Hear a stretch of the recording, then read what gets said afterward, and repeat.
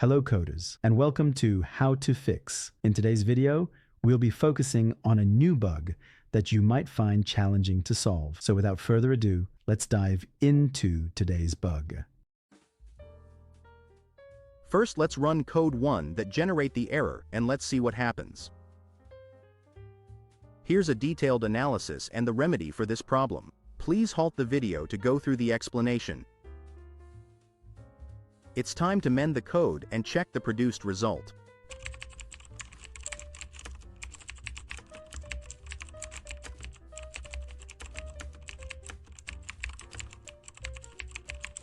And just like that, the code is running smoothly and our output is on point. The bug has been squashed. That's all for today's session. If you found this guide beneficial, please like the video and join our channel for more how to fix coding videos. Always stay eager, continue your learning journey, and enjoy your coding experience.